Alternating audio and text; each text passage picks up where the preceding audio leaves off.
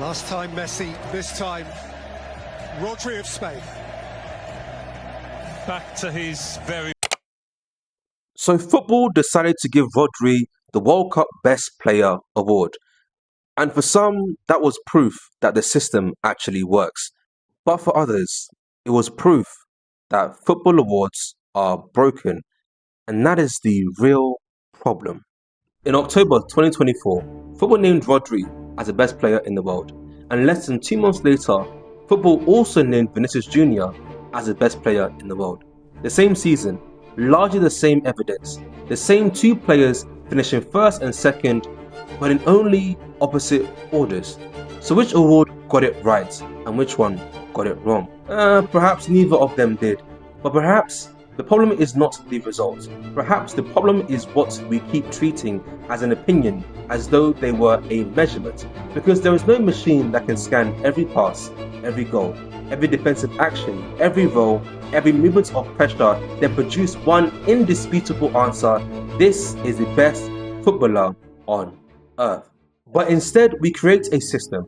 We select voters, we choose criteria, we decide which competitions matter, which achievements matter, and which players are allowed into the conversation.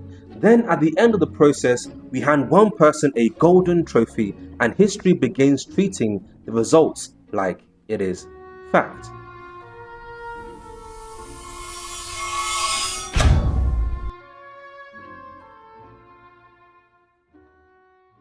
The Ballon d'Or is football's most famous individual award, but it does not directly measure the best player. It measures how a select group of journalists interpret the idea of the best player. For the 2024 award, one specialist journalist represented each of the top 100 nations in the FIFA rankings. Each voter selected 10 names from the shortlist of 30 names. Now, the official criteria are individual performances, team achievements, and finally, class and fair play. That sounds reasonable, until you try to define any of it. What does decisive actually mean? Is it a winger who scores in the final, or a midfielder who controls the 6 games required to reach that same final? How much should team success actually matter in an individual award? How do you compare a goalkeeper preventing goals to a striker who is scoring them? And how can one journalist watch enough football across England, Spain, Germany, Italy, France, South America, and international competitions to compare every candidate with equal level of depth? Now, there's another issue hidden inside the voting system. The voters themselves are not neutral machines. In 2023, Argentina's representative, Enrique Wolf, selected 4 Argentinians in the top 5. Messi was first, Julian Alvarez was second, Emiliano Martinez was 4th, and Lautaro Martinez was 5th. Now, France Football later on replaced him on the jury, with the award editor saying that Wolf had lost his objectivity. Now, in the same year, Cameroon's voter Emmanuel Gustave Samnik placed his countryman Andre Onana 4th, whilst leaving out both Messi and Erling Haaland outside of his top 5. Now, Onana had an excellent season, so his choice was not impossible to defend, but that is precisely the problem. When the criteria are subjective, national loyalty can be presented as ordinary football judgment. But sometimes the issue is not favoritism at all. Sometimes it is simple human error. Now, in 2024, Finland's voter Juha Kanerva left Vinicius Jr. outside of his entire top 10, which is insane. But after ballots became public, he admitted that he had made a technical mistake and said Vinicius should have been second and announced that he would leave the jury.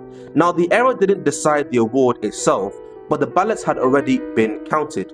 You see, researchers studying major footballing award voting have also found measurable similarity biases. Voters are more likely to support players connected to their own country, their continent, national team, or domestic leagues. Usually, these effects may be too small to change the winner, but when 2 players are separated by the narrowest of margins, one patriotic choice or one accidental omission can become part of football history. Ballon d'Or does not eliminate subjectivity, it organizes subjectivity, and that is an important difference, because Rodri's 2024 case was built upon control. Man City won 4 consecutive Premier League titles, Spain won the European Championship, and Rodri was named the player of the tournament. He was not the loudest player in either team. He was a player who made both teams make sense. But Vinicius Jr.'s case was built upon destruction. Madrid won La Liga, the Champions League, produced decisive attacking moments, including a goal in the Champions League final, and finished the campaign with 24 goals in 39 appearances. Rodri represented consistency, balance, control, but Vinny represented danger, spectacle, and decisive actions. The Ballon d'Or's electorate chose Rodri, but FIFA's electorate chose Vinicius. But FIFA was asking a slightly different group of people. Its major player awards are given equal institutional weight to 4 voting groups: the national team captains, national team coaches, selected journalists, and the supporters as a whole. So the disagreement was not about just 2 players, it's about 2 definitions of excellence, filtered through 2 different systems: control or destruction, consistency or decisive peaks, the structure of the team or the moment that breaks the structure. The trophy cannot resolve these questions, it simply hides them beneath one final ranking. Now, sometimes the influence of a system is impossible to ignore. For the Best FIFA Men's Player Award of 2023, Messi and Erling Haaland finished level on 48 scoring points. There was no gap between first or second, but Messi won because FIFA's tie-breaking rule prioritized first-place choices submitted by the men's national team captains. This is not proof that Messi was undeserving, and it's also not proof that Haaland was robbed. Instead, it is proof that the difference between winner and runner-up can be a procedural decision about which voters matter after a tie. Change the tie-breaking rule and you can change the name engraved into football history without changing a single performance on the pitch. Procedure does not merely identify the winner. Procedure helps create this sort of winner. Then there's a problem of position. Across almost 70 decades of the men's Ballon d'Or, Lev Yashin remains the only goalkeeper to officially win the award. That does not automatically prove that the voters disrespect goalkeepers, but it does reveal how much easier some forms of greatness are to package. Goals can be counted, assists can be replayed, dribbles can be highlighted. A winning shot has a beginning, a climax, and a celebration. But what does an elite defender's greatness contribution actually look like? Sometimes it is a tackle, sometimes it is an interception, but sometimes it is standing in the correct position early enough that the pass is never attempted. The attacker creates an event. The defender may create an absence of an event. One fits perfectly into a 10-second clip, the other may disappear unless you understand the entire sequence. And when an award asks voters to compare complete different jobs, visibility becomes an advantage. Now, team achievements are officially a part of the Ballon d'Or criteria, and there is a fair reason for that. Football is not an exhibition. Its purpose is to win. You play to win the game. You don't play to just play it. That's the great thing about sports.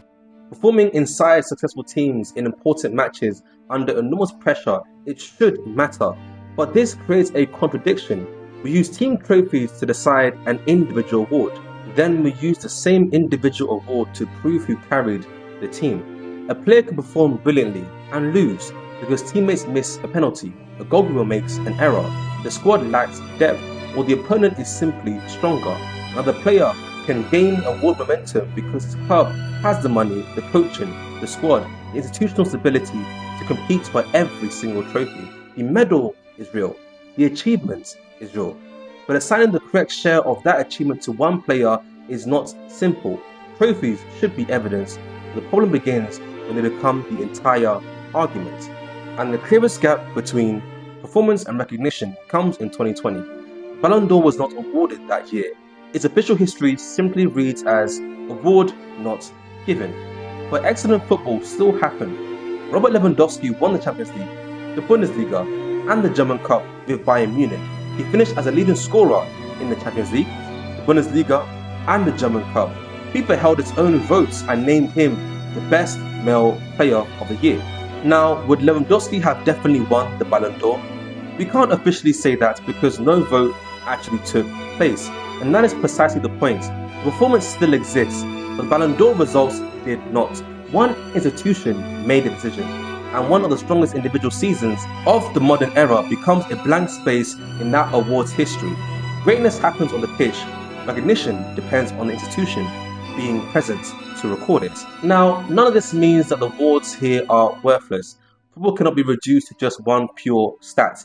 Goals favour attackers, clean sheets belong partly to the team, assist depends on finishing, and even advanced models are built from human choices about what should count and what should weigh more than another key factor. Now, a knowledgeable voter can recognize role, context, difficulty, influence in ways that a number just cannot. Awards give football a shared historical language. So when we say that somebody won the Ballon d'Or, we immediately understand that he defined his era strongly enough to become its leading candidate. Players don't repeatedly reach the top of these rankings by accident, and consensus itself has value. Films receive awards, music receives awards, art receives awards. Their subjectivity does not make them meaningless. It tells us that awards recognize a judgment, not a scientific discovery. When the Ballon d'Or remains an extraordinary achievement, it is evidence of greatness. It is simply not proof that every alternative answer is wrong. So awards mean nothing. When you use them as an end of an argument, they cannot prove that one player is objectively better than every other across every position, competition, system, and responsibility. But awards do mean something. They show us what football valued in that moment, which performance is noticed, which trophies it respected, which positions it understood, and which stories it was ready to believe. Ballon d'Or does not tell us with certainty who is the best player. It tells us who football agreed to remember as the best, and those are not always the same thing.